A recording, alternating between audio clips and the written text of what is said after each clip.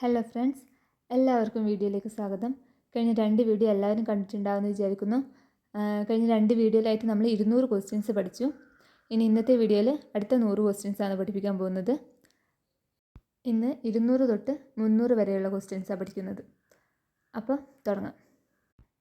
ഇന്നത്തെ ആദ്യ question, jungle ബുക്കിൻ്റെ കർത്താവ് റുഡ്യാർഡ് കിപ്ലിംഗ്. ജംഗിൾ ബുക്കിൻ്റെ കർത്താവ് റുഡ്യാർഡ് കിപ്ലിംഗ്. സുതന്തിര പെരുമ എന്ന കവിതാ സമാഹാരം രചിച്ചത് സുബ്രഹ്മണ്യ ഭാരതിയാർ. സുതന്തിര പെരുമ എന്ന കവിതാ സമാഹാരം രചിച്ചത് സുബ്രഹ്മണ്യ ഭാരതിയാർ. എൻ്റെ കഥ ആരുടെ ആത്മകഥയാണ്? മാധവിക്കുട്ടി. എൻ്റെ കഥ ആരുടെ ആത്മകഥയാണ്? മാധവിക്കുട്ടി. നവോത്ഥാന കൃതിയായ ഉട്ടോപ്യയുടെ കർത്താവ് തോമസ് മൂർ. നവോത്ഥാന കൃതിയായ ഉട്ടോപ്യയുടെ കർത്താവ് തോമസ് മൂർ. മൈ ലൈഫ് ആരുടെ കൃതിയാണ്? Bill Clinton. മൈ ലൈഫ് ആരുടെ കൃതിയാണ്? Bill Clinton. ജംഗിൾ ബുക്കിൻ്റെ കർത്താവ് റുഡ്യാർഡ് കിപ്ലിംഗ്. സുതന്ത്രിത പെരുമ സുബ്രഹ്മണ്യ ഭാരതിയാർ. എൻ്റെ കഥ മാധവിക്കുട്ടിയുടെ ആത്മകഥ. നവോത്ഥാന കൃതിയായ ഉട്ടോപ്യയുടെ കർത്താവ് തോമസ് മൂർ. മൈ ലൈഫ് ആരുടെ കൃതിയാണ്? Bill Clinton. അവസാനത്തെ ക്വസ്റ്റ്യൻ, മൈ ടൈംസ് ആരുടെ കൃതിയാണ്? JB കൃപലാനി. മൈ ടൈംസ് ആരുടെ കൃതിയാണ്? JB കൃപലാനി. അപ്പോൾ ബുക്സും അവരുടെ കർത്താക്കളും എന്നുള്ള ഒരു സെക്ഷൻ കഴിഞ്ഞു. ഇനി അടുത്ത ക്വസ്റ്റ്യൻ, റൂർക്കേല ഇരുമ്പുരുക്ക് നിർമ്മാണശാല സ്ഥിതി ചെയ്യുന്ന സംസ്ഥാനം? ഒഡീഷ. റൂർക്കേല ഇരുമ്പുരുക്ക് നിർമ്മാണശാല സ്ഥിതി ചെയ്യുന്ന സംസ്ഥാനം? ഒഡീഷ. പ്രധാന ഇരുമ്പുരുക്ക് ശാലകളും സഹകരിച്ച രാജ്യങ്ങളും എന്നുള്ള ഈ പട്ടിക ഒന്ന് നോക്കാം. First one, Durgapur. ദുർഗാപൂർ സ്ഥിതി ചെയ്യുന്നത് വെസ്റ്റ് ബംഗാളിലാണ്. സഹകരിച്ച രാജ്യം ബ്രിട്ടൻ. ദുർഗാപൂരിൻ്റെ നിർമ്മാണത്തിന് സഹകരിച്ച രാജ്യമാണ് ബ്രിട്ടൻ. ദുർഗാപൂർ സ്ഥിതി ചെയ്യുന്നത് വെസ്റ്റ് ബംഗാൾ. സഹകരിച്ച രാജ്യം ബ്രിട്ടൻ. റൂർക്കേല സ്ഥിതി ചെയ്യുന്നത് ഒഡീഷ. സഹകരിച്ച രാജ്യം ജർമ്മനി. റൂർക്കേലയുടെ നിർമ്മാണത്തിന് സഹകരിച്ച രാജ്യമാണ് ജർമ്മനി. റൂർക്കേല ഇരുമ്പുരുക്കുശാല സ്ഥിതി ചെയ്യുന്നത് ഒഡീഷയിലാണ്. ഭിലായ് ഛത്തീസ്ഗഡ്. സഹകരിച്ച രാജ്യം റഷ്യ. ബൊക്കാറോ ജാർഖണ്ഡ്. സഹകരിച്ച രാജ്യം റഷ്യ. അപ്പം ഭിലായും ഭിലായി ഇരുമ്പുരുക്കുശാലയും ബൊക്കാറോ ഇരുമ്പുരുക്കുശാലയുടെയും നിർമ്മാണത്തിൽ സഹകരിച്ച രാജ്യം റഷ്യയാണ്. ഭിലായ് ഛത്തീസ്ഗഡിൽ സ്ഥിതി ചെയ്യുന്നു. ബൊക്കാറോ ജാർഖണ്ഡിൽ സ്ഥിതി ചെയ്യുന്നു. ദുർഗാപൂർ വെസ്റ്റ് ബംഗാൾ. റൂർക്കേല ഒഡീഷ. ഭിലായ് ഛത്തീസ്ഗഡ്. ബൊക്കാറോ ജാർഖണ്ഡ്. അടുത്ത ക്വസ്റ്റ്യൻ, ഇന്ത്യയിലെ ഇരുമ്പുരുക്ക് വ്യവസായത്തിന് തുടക്കം കുറിച്ച സ്ഥലമാണ്? പോർട്ട് നോവ, തമിഴ്നാട്. ഇന്ത്യയിലെ ഇരുമ്പുരുക്ക് വ്യവസായത്തിന് തുടക്കം കുറിച്ച സ്ഥലമാണ് പോർട്ട് നോവ, തമിഴ്നാട്. ഇന്ത്യയിലെ ആദ്യ വൻകിട ഇരുമ്പുരുക്ക് വ്യവസായശാല ആരംഭിച്ചത് കുൾട്ടി, വെസ്റ്റ് ബംഗാളിലാണ്. ഇന്ത്യയിലെ ആദ്യ വൻകിട ഇരുമ്പുരുക്ക് വ്യവസായശാല ആരംഭിച്ചത് കുൾട്ടി, വെസ്റ്റ് ബംഗാൾ. കുൾട്ടി ഇരുമ്പുരുക്കുശാല സ്ഥാപിതമായ വർഷം 1870. കുൾട്ടി ഇരുമ്പുരുക്കുശാല സ്ഥാപിതമായ വർഷം 1870. ഇന്ത്യയിലെ ആദ്യ വൻകിട ഇരുമ്പുരുക്ക് വ്യവസായശാല ആരംഭിച്ചത് കുൾട്ടി, വെസ്റ്റ് ബംഗാളിലാണ് 1870. സ്വകാര്യ മേഖലയിലെ ഏറ്റവും വലിയ സ്റ്റീൽ പ്ലാന്റാണ് ടാറ്റ അയൺ സ്റ്റീൽ പ്ലാന്റ്. സ്വകാര്യ മേഖലയിലെ ഏറ്റവും വലിയ സ്റ്റീൽ പ്ലാന്റാണ് ടാറ്റ അയൺ സ്റ്റീൽ പ്ലാന്റ്. 1907 സ്ഥാപിതമായി. സ്വകാര്യ മേഖലയിലെ ഏറ്റവും വലിയ സ്റ്റീൽ പ്ലാന്റാണ് ടാറ്റ അയൺ സ്റ്റീൽ പ്ലാന്റ്. 1907 സ്ഥാപിതമായി. ഇന്ത്യയിലെ ഏറ്റവും വലിയ സ്റ്റീൽ പ്ലാന്റാണ് ബൊക്കാറോ. ഇന്ത്യയിലെ ഏറ്റവും വലിയ സ്റ്റീൽ പ്ലാന്റാണ് ബൊക്കാറോ. ഇന്ത്യയിലെ ഏറ്റവും ലാഭകരമായ സ്റ്റീൽ പ്ലാന്റ് ഭിലായി ആണ്. ഭിലായ് ഛത്തീസ്ഗഡിലാണ്. ഭിലായി ആണ് ഇന്ത്യയിലെ ഏറ്റവും ലാഭകരമായ സ്റ്റീൽ പ്ലാന്റ്. പൊതുമേഖലയിലെ ആദ്യ iron and steel plant Visvesvaraya iron and steel plant. പൊതുമേഖലയിൽ സ്ഥിതി ചെയ്യുന്ന ആദ്യ അയൺ ആൻഡ് സ്റ്റീൽ പ്ലാന്റാണ് Visvesvaraya iron and steel plant. Visvesvaraya iron and steel plant സ്ഥിതി ചെയ്യുന്നത് ഏത് നദീതീരത്താണെന്ന് ചോദിച്ചാൽ Bhadravati. Visvesvaraya iron steel plant സ്ഥിതി ചെയ്യുന്നത് ഭദ്രാവതി നദീതീരത്താണ്. വിശ്വേശ്വരയ്യ അയൺ സ്റ്റീൽ പ്ലാന്റ് സ്ഥാപിതമായ വർഷം 1923. വിശ്വേശ്വരയ്യ സ്റ്റീൽ പ്ലാന്റ് സ്ഥാപിതമായത് 1923. പൊതുമേഖലയിലെ ആദ്യ അയൺ സ്റ്റീൽ പ്ലാന്റ് ചോദിച്ചാൽ വിശ്വേശ്വരയ്യാണ്. വിശ്വേശ്വരയ്യ ഭദ്രാവതി നദീതീരത്ത് സ്ഥിതി ചെയ്യുന്നു. 1923 Visvesvaraya iron and steel plant സ്ഥാപിതമായത്. ഏറ്റവും അധികം ഇരുമ്പയിര് കയറ്റുമതി ചെയ്യുന്ന തുറമുഖമാണ് മർമഗോവ. ഏറ്റവും അധികം ഇരുമ്പയിര് കയറ്റുമതി ചെയ്യുന്ന തുറമുഖമാണ് മർമഗോവ. സ്റ്റീൽ സിറ്റി എന്നറിയപ്പെടുന്ന ഇന്ത്യൻ നഗരം ജംഷഡ്പൂർ.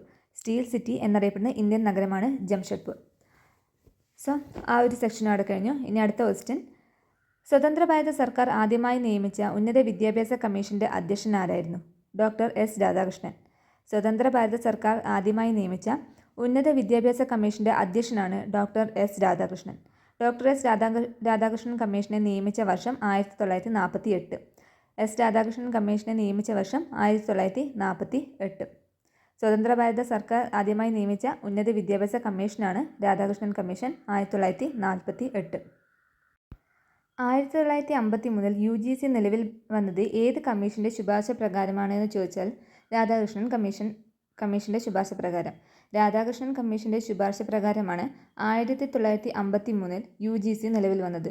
UGC നിലവിൽ വന്നത് രാധാകൃഷ്ണൻ കമ്മീഷൻ്റെ ശുപാർശ പ്രകാരമാണ്. ഇന്ത്യയിലെ ആദ്യ വിദ്യാഭ്യാസ കമ്മീഷനാണ് ഹണ്ടർ കമ്മീഷൻ. ഇന്ത്യയിലെ ആദ്യ വിദ്യാഭ്യാസ കമ്മീഷൻ ഹണ്ടർ കമ്മീഷൻ. ഹണ്ടർ കമ്മീഷനെ നിയമിച്ചത് റിപ്പൺ പ്രഭു.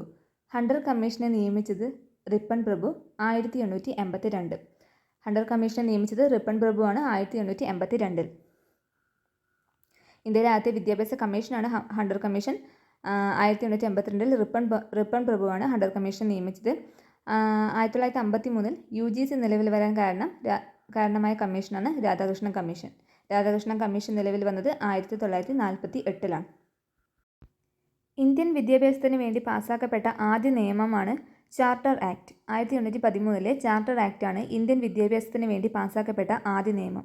ഇന്ത്യൻ വിദ്യാഭ്യാസത്തിന് വേണ്ടി പാസ്സാക്കപ്പെട്ട ആദ്യ നിയമമാണ് ചാർട്ടർ ആക്ട് 1813. ഇന്ത്യൻ വിദ്യാഭ്യാസത്തിൻ്റെ അടിത്തറയായി കരുതപ്പെടുന്ന മെക്കാളെ മിനിറ്റ്സ് അവതരിപ്പിച്ചത് മെക്കാളെ പ്രഭുവാണ് 1835. ഇന്ത്യൻ വിദ്യാഭ്യാസത്തിൻ്റെ അടിത്തറയായി കരുതപ്പെടുന്ന മെക്കാളെ മിനിറ്റ്സ് അവതരിപ്പിച്ചത് മെക്കാളെ പ്രഭുവാണ് 1835. ഇന്ത്യയിൽ ഇംഗ്ലീഷ് വിദ്യാഭ്യാസത്തിൻ്റെ മാഗ്ന കാർട്ട എന്നറിയപ്പെടുന്നത് 1854 വുഡ്സ് ഡെസ്പാച്ചാണ്. ഇന്ത്യയിൽ ഇംഗ്ലീഷ് വിദ്യാഭ്യാസത്തിൻ്റെ മാഗ്ന കാർട്ട എന്നറിയപ്പെടുന്നത് 1854 വുഡ്സ് ഡെസ്പാച്ചാണ്. ഇന്ത്യയിലെ ആദ്യത്തെ സർവകലാശാല കമ്മീഷൻ റാലെ കമ്മീഷൻ 1902. ഇന്ത്യയിലെ ആദ്യത്തെ സർവകലാശാല കമ്മീഷനാണ് റാലെ കമ്മീഷൻ. ഇന്ത്യയിലെ ആദ്യത്തെ സർവകലാശാല കമ്മീഷനാണ് റാലെ കമ്മീഷൻ 1902. റാലെ കമ്മീഷനെ നിയമിച്ചത് കേഴ്സൺ പ്രഭുവാണ്. റാലെ കമ്മീഷനെ നിയമിച്ചത് കേഴ്സൺ പ്രഭുവാണ്. ഇന്ത്യൻ സർവകലാശാല നിയമം നിലവിൽ വന്നത് 1904.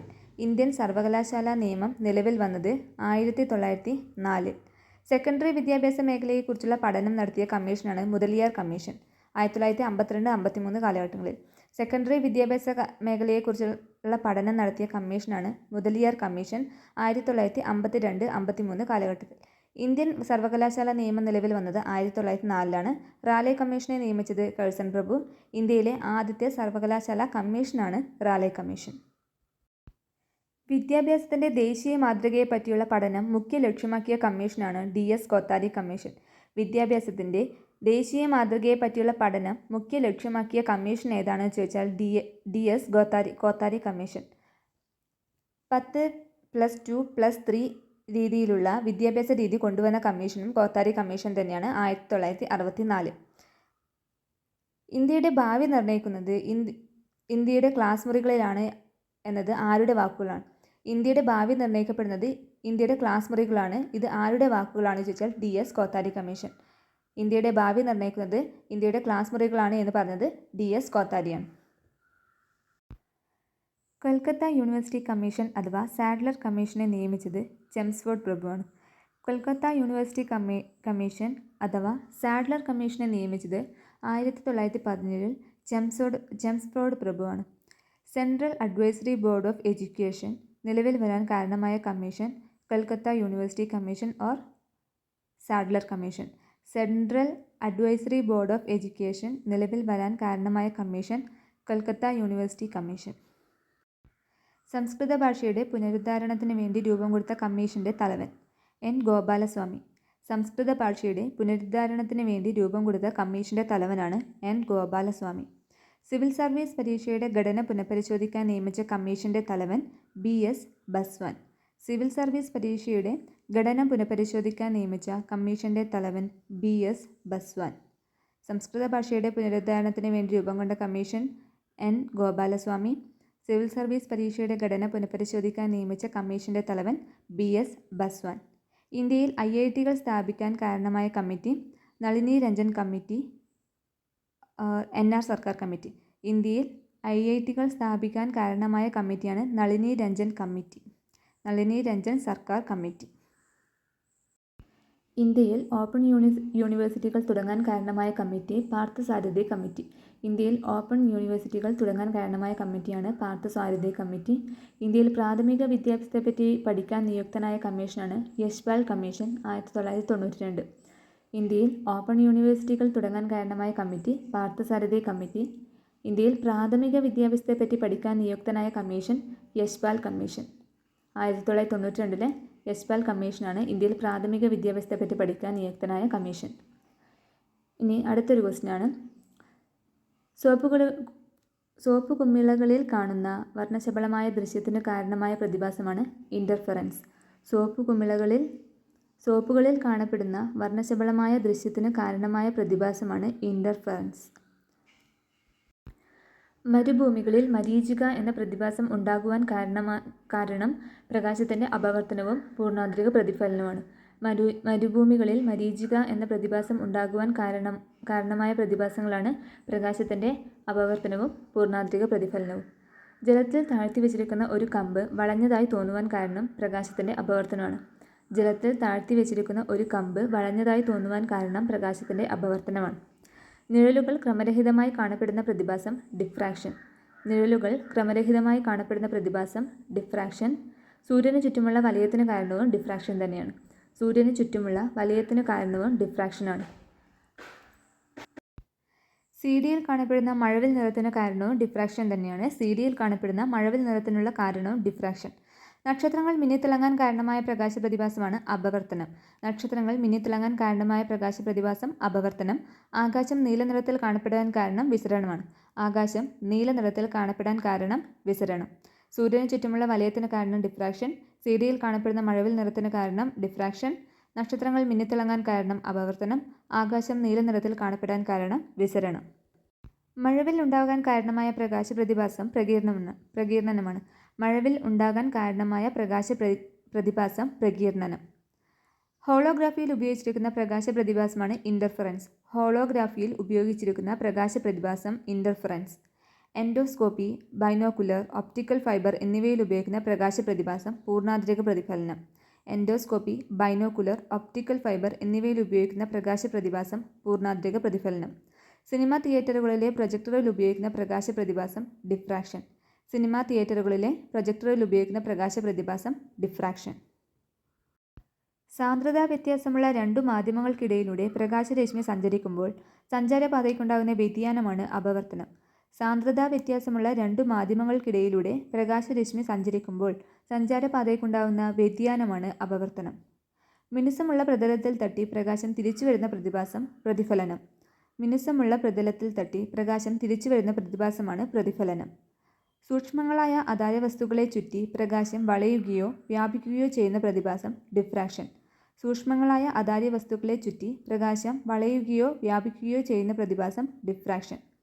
സാന്ദ്രതാ വ്യത്യാസമുള്ള രണ്ടു മാധ്യമങ്ങൾക്കിടയിലൂടെ പ്രകാശരശ്മി സഞ്ചരിക്കുമ്പോൾ സഞ്ചാരപാതയ്ക്കുണ്ടാകുന്ന വ്യതിയാനം അപവർത്തനം. മിനുസമുള്ള പ്രതലത്തിൽ തട്ടി പ്രകാശം തിരിച്ചു വരുന്ന പ്രതിഭാസം പ്രതിഫലനം. സൂക്ഷ്മങ്ങളായ അതാര്യവസ്തുക്കളെ ചുറ്റി പ്രകാശം വളയുകയോ വ്യാപിക്കുകയോ ചെയ്യുന്ന പ്രതിഭാസം ഡിഫ്രാക്ഷൻ. ഒന്നിലേറെ പ്രകാശ തരംഗങ്ങൾ ഒരേ സ്ഥലത്തെത്തുമ്പോൾ അവയുടെ ഫലങ്ങൾ കൂടിച്ചേരുമ്പോഴുണ്ടാകുന്ന പ്രതിഭാസം ഇൻ്റർഫെറൻസ്. ഒന്നിലേറെ പ്രകാശ തരംഗങ്ങൾ ഒരേ സ്ഥലത്തെത്തുമ്പോൾ അവയുടെ ഫലങ്ങൾ കൂടിച്ചേരുമ്പോഴുണ്ടാകുന്ന പ്രതിഭാസമാണ് ഇൻ്റർഫെറൻസ്. പ്രകാശം അന്തരീക്ഷത്തിലെ വായുവിലെ പൊടികളിൽ തട്ടിയുണ്ടാകുന്ന ഭാഗികമായ പ്രതിഫലനമാണ് വിസരണം. പ്രകാശം അന്തരീക്ഷവായുവിലെ പൊടികളിൽ തട്ടിയുണ്ടാകുന്ന ഭാഗികമായ പ്രതിഫലനമാണ് വിസരണം. സമന്വിത പ്രകാശം അതിൻ്റെ ഘടകവർണ്ണമായി പിരിയുന്ന പ്രതിഭാസം പ്രകീർണനം. സമന്വിത പ്രകാശം അതിൻ്റെ ഘടകവർണ്ണങ്ങളായി പിരിയുന്ന പ്രതിഭാസം പ്രകീർണനം. ഇൻ്റർഫെറൻസ് ഒന്നിലേറെ പ്രകാശ തരംഗങ്ങൾ ഒരേ സ്ഥലത്തെത്തുമ്പോൾ അവയുടെ ഫലങ്ങൾ കൂടിച്ചേരുമ്പോഴുണ്ടാകുന്ന പ്രതിഭാസമാണ് ഇൻ്റർഫെറൻസ്. അന്തരീക്ഷവായുവിലെ പൊടികളിൽ തട്ടിയുണ്ടാകുന്ന ഭാഗികമായ പ്രതിഫലനമാണ് വിസരണം. സമന്വിത പ്രകാശം അതിൻ്റെ ഘടകവർണ്ണമായി വേർപിരിയുന്ന പ്രതിഭാസമാണ് പ്രകീർണനം. അടുത്ത ക്വസ്റ്റ്യൻ, കേരളത്തെ തമിഴ്നാടുമായി ബന്ധിപ്പിക്കുന്ന ചുരം പാലക്കാട് ചുരം. കേരളത്തെ തമിഴ്നാടുമായി ബന്ധിപ്പിക്കുന്ന ചുരമാണ് പാലക്കാട് ചുരം. തമിഴ്നാട്ടിലെ കോയമ്പത്തൂരിനെയും കേരളത്തിലെ പാലക്കാടിനെയും തമ്മിൽ ബന്ധിപ്പിക്കുന്ന ചുരമാണ് പാലക്കാട് ചുരം. കേരളത്തെ തമിഴ്നാടുമായി ബന്ധിപ്പിക്കുന്ന ചുരമാണ് പാലക്കാട് ചുരം. കോയമ്പത്തൂരിനെയും പാലക്കാടിനെയാണ് പാലക്കാട് ചുരം ബന്ധിപ്പിക്കുന്നത്. പശ്ചിമഘട്ടത്തിൽ ആകെ എത്ര ചുരങ്ങളുണ്ട്? 16. പശ്ചിമഘട്ടത്തിൽ 16 ചുരങ്ങളുണ്ട്. പശ്ചിമഘട്ടത്തിലെ ഏറ്റവും വലിയ ചുരമാണ് പാലക്കാട് ചുരം. പശ്ചിമഘട്ടത്തിൽ 16 ചുരങ്ങളാണുള്ളത്. അതിൽ ഏറ്റവും വലിയ ചുരമാണ് പാലക്കാട് ചുരം. പശ്ചിമഘട്ടത്തിലെ ഏറ്റവും വലിയ ചുരമാണ് പാലക്കാട് ചുരം. പാലക്കാട് ചുരത്തിലൂടെ ഒഴുകുന്ന നദിയാണ് ഭാരതപ്പുഴ. പാലക്കാട് ചുരത്തിലൂടെ ഒഴുകുന്ന നദി ഭാരതപ്പുഴ. വയനാട് ചുരം ഓർ താമരശ്ശേരി ചുരം സ്ഥിതി ചെയ്യുന്ന ജില്ല കോഴിക്കോട്. വയനാട് ചുരം സ്ഥിതി ചെയ്യുന്നത് കോഴിക്കോട് ജില്ലയിലാണ്. വയനാടിനെയും മൈസൂരിനെയും തമ്മിൽ ബന്ധിപ്പിക്കുന്ന ചുരമാണ് പെരിയ ചുരം. പെരിയ ചുരം വയനാടിനെയും മൈസൂരിനെയും തമ്മിൽ ബന്ധിപ്പിക്കുന്നു. പെരിയ ചുരം വയനാടിനെയും മൈസൂരിനെയും തമ്മിൽ ബന്ധിപ്പിക്കുന്നു. കണ്ണൂരിനെയും കൂർഗിനെയും തമ്മിൽ ബന്ധിപ്പിക്കുന്ന ചുരമാണ് പേരമ്പാടി ചുരം. കണ്ണൂരിനെയും കൂർഗിനെയും തമ്മിൽ ബന്ധിപ്പിക്കുന്ന ചുരമാണ് പേരമ്പാടി ചുരം. പാൽ ചുരം വയനാടിനെയും കണ്ണൂരിനെയും തമ്മിൽ ബന്ധിപ്പിക്കുന്നു. പാൽ ചുരം വയനാടിനെയും കണ്ണൂരിനെയും ബന്ധിപ്പിക്കുന്നു. താമരശ്ശേരി ചുരം കോഴിക്കോടിനെയും മൈസൂരിനെയും തമ്മിൽ ബന്ധിപ്പിക്കുന്നു. താമരശ്ശേരി ചുരം കോഴിക്കോടിനെയും മൈസൂരിനെയും, പാൽ ചുരം വയനാടിനെയും കണ്ണൂരിനെയും ബന്ധിപ്പിക്കുന്നു. പേരമ്പാടി കണ്ണൂരിനെയും കൂർഗിനെയും തമ്മിൽ ബന്ധിപ്പിക്കുന്നു. ഇടുക്കിയെയും മധുരയെയും തമ്മിൽ ബന്ധിപ്പിക്കുന്ന ചുരമാണ് ബോഡി നായ്ക്കന്നൂർ ചുരം. ഇടുക്കിയെയും മധുരയെയും തമ്മിൽ ബന്ധിപ്പിക്കുന്ന ചുരമാണ് ബോഡി നായ്ക്കന്നൂർ ചുരം. അപ്പോൾ ബോഡി നായ്ക്കന്നൂർ ചുരം ഇടുക്കിയെയും മധുരയെയും തമ്മിൽ ബന്ധിപ്പിക്കുന്നു. ഇനി പുനലൂരിനെയും ചെങ്കോട്ടയെയും തമ്മിൽ ബന്ധിപ്പിക്കുന്നതാണ് ആര്യങ്കാവ് ചുരം. കൊല്ലം ജില്ലയിൽ സ്ഥിതി ചെയ്യുന്ന ആര്യങ്കാവ് ചുരം പുനലൂരിനെയും ചെങ്കോട്ടയെയും തമ്മിൽ ബന്ധിപ്പിക്കുന്നു. കേരളത്തിലെ ഏറ്റവും തെക്കേ അറ്റത്തുള്ള ചുരമാണ് ആരുവാമൊഴി ചുരം. കേരളത്തിൻ്റെ ഏറ്റവും തെക്കേ അറ്റത്തുള്ള ചുരമാണ് ആരുവാമൊഴി ചുരം. ആരുവാമൊഴി ചുരം കേരളത്തിലെ ഏറ്റവും തെക്കേ അറ്റത്തുള്ള ചുരമാണ്. നാടുകാണി ചുരം സ്ഥിതി ചെയ്യുന്ന ജില്ല മലപ്പുറം. നാടുകാണി ചുരം സ്ഥിതി ചെയ്യുന്നത് മലപ്പുറം ജില്ലയിലാണ്. പാലക്കാട് ചുരത്തിലൂടെ കടന്നുപോകുന്ന ദേശീയപാത NH 544. പാലക്കാട് ചുരത്തിലൂടെ കടന്നുപോകുന്ന ദേശീയപാത NH 544. ആര്യങ്കാവ് ചുരത്തിലൂടെ കടന്നുപോകുന്ന ദേശീയപാത NH 744. ആര്യങ്കാവ് ചുരത്തിലൂടെ കടന്നുപോകുന്നത് NH 744. ബോഡി നായ്ക്കന്നൂർ ചുരത്തിലൂടെ കടന്നുപോകുന്ന ദേശീയപാത NH 85. NH 85. NH 544 പാലക്കാട് ചുരത്തിലൂടെ, NH 744 ആര്യങ്കാവ് ചുരത്തിലൂടെ, NH 85 ബോഡി നായ്ക്കന്നൂർ ചുരത്തിലൂടെ കടന്നുപോകുന്ന ദേശീയപാത. അടുത്ത ക്വസ്റ്റ്യൻ, 1932 ഭരണഘടനാ പരിഷ്കാരങ്ങൾക്കെതിരെ കേരളത്തിൽ ആരംഭിച്ച പ്രക്ഷോഭമാണ് നിവർത്തന പ്രക്ഷോഭം. 1932 ഭരണഘടനാ പരിഷ്കാരങ്ങൾക്കെതിരെ കേരളത്തിൽ ആരംഭിച്ച പ്രക്ഷോഭമാണ് നിവർത്തന പ്രക്ഷോഭം. ഈഴവർക്കും ക്രിസ്ത്യാനികൾക്കും മുസ്ലിങ്ങൾക്കും ജനസംഖ്യാനുപാതികമായി നിയമസഭാ പ്രാതിനിധ്യം ലഭിക്കണമെന്ന് ആവശ്യപ്പെട്ടുകൊണ്ട് നടന്ന പ്രക്ഷോഭമാണ് നിവർത്തന പ്രക്ഷോഭം. ഈഴവർക്കും ക്രിസ്ത്യാനികൾക്കും മുസ്ലിങ്ങൾക്കും എല്ലാം ജനസംഖ്യാനുപാതികമായിട്ട് നിയമസഭാ പ്രാതിനിധ്യം ലഭിക്കണമെന്ന് ആവശ്യപ്പെട്ടുകൊണ്ട് നടന്ന പ്രക്ഷോഭമാണ് നിവർത്തന പ്രക്ഷോഭം. നിവർത്തന പ്രക്ഷോഭത്തിന് പിന്നിൽ പ്രവർത്തിച്ച സംഘടനയാണ് സംയുക്ത രാഷ്ട്രീയ സമിതി. നിവർത്തന പ്രക്ഷോഭത്തിന് പിന്നിൽ പ്രവർത്തിച്ച സംഘടന സംയുക്ത രാഷ്ട്രീയ സമിതി. 1932 നിവർത്തന പ്രക്ഷോഭം. ഈഴവർക്കും ക്രിസ്ത്യാനികൾക്കും മുസ്ലിങ്ങൾക്കെല്ലാം ജനസംഖ്യാനുപാതികമായിട്ട് നിയമസഭാ പ്രാതിനിധ്യം ലഭിക്കണമെന്ന് ആവശ്യപ്പെട്ടുകൊണ്ട് നടന്ന പ്രക്ഷോഭമാണ് നിവർത്തന പ്രക്ഷോഭം. നിവർത്തന പ്രക്ഷോഭത്തിന് പിന്നിൽ പ്രവർത്തിച്ച സംഘടന സംയുക്ത രാഷ്ട്രീയ സമിതി. സംയുക്ത രാഷ്ട്രീയ സമിതി നിലവിൽ വന്നത് 1932 ഡിസംബർ 17. സംയുക്ത രാഷ്ട്രീയ സമിതി നിലവിൽ വന്നത് 1932 ഡിസംബർ 17. തിരുവിതാംകൂറിൽ പബ്ലിക് സർവീസ് കമ്മീഷൻ നിലവിൽ വരാൻ കാരണമായ പ്രക്ഷോഭം നിവർത്തന പ്രക്ഷോഭമാണ്. തിരുവിതാംകൂർ PSC നിലവിൽ വരാൻ കാരണമായ പ്രക്ഷോഭം നിവർത്തന പ്രക്ഷോഭമാണ്. തിരുവിതാംകൂറിൽ PSC നിലവിൽ വരാൻ കാരണമായ പ്രക്ഷോഭം നിവർത്തന പ്രക്ഷോഭമാണ്. നിവർത്തന പ്രക്ഷോഭ കാലത്തെ തിരുവിതാംകൂർ ദിവാൻ സർ CP രാമസ്വാമി അയ്യറാണ്. നിവർത്തന പ്രക്ഷോഭ കാലത്തെ തിരുവിതാംകൂർ ദിവാൻ CP രാമസ്വാമി അയ്യർ. നിവർത്തനം എന്ന വാക്ക് നിർദ്ദേശിച്ച വ്യക്തിയാണ് IC ചാക്കോ. നിവർത്തനം എന്ന വാക്ക് നിർദ്ദേശിച്ച വ്യക്തി IC ചാക്കോ. 1932 ഡിസംബർ 17 സംയുക്ത രാഷ്ട്രീയ സമിതി നിലവിൽ വന്നത്. തിരുവിതാംകൂർ പബ്ലിക് സർവീസ് കമ്മീഷൻ നിലവിൽ വരാൻ കാരണമായ പ്രക്ഷോഭം നിവർത്തന പ്രക്ഷോഭമാണ്. നിവർത്തന പ്രക്ഷോഭവുമായി ബന്ധപ്പെട്ട് 1935 കോഴഞ്ചേരി പ്രസംഗം നടത്തി അറസ്റ്റ് വരിച്ച വ്യക്തിയാണ് C. കേശവൻ.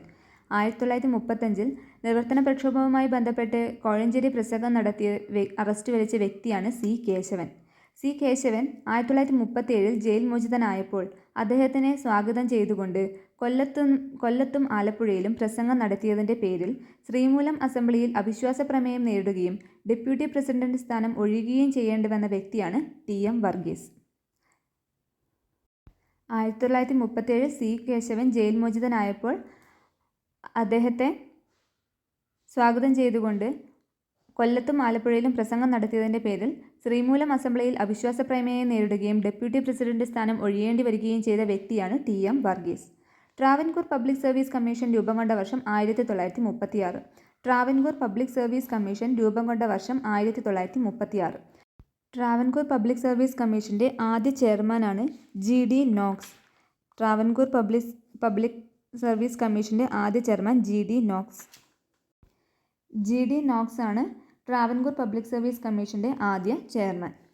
നിവർത്തന പ്രക്ഷോഭത്തിൻ്റെ ജിഹ്വ എന്നറിയപ്പെടുന്ന പത്രം കേരള കേസരി. നിവർത്തന പ്രക്ഷോഭത്തിൻ്റെ ജിഹ്വ എന്നറിയപ്പെടുന്ന പത്രം കേരള കേസരി. ആദ്യമായി ഒരു ഇംഗ്ലീഷ് സ്കൂൾ തിരുവനന്തപുരത്ത് സ്ഥാപിച്ചത് ആരായിരുന്നു? സ്വാതി തിരുനാൾ.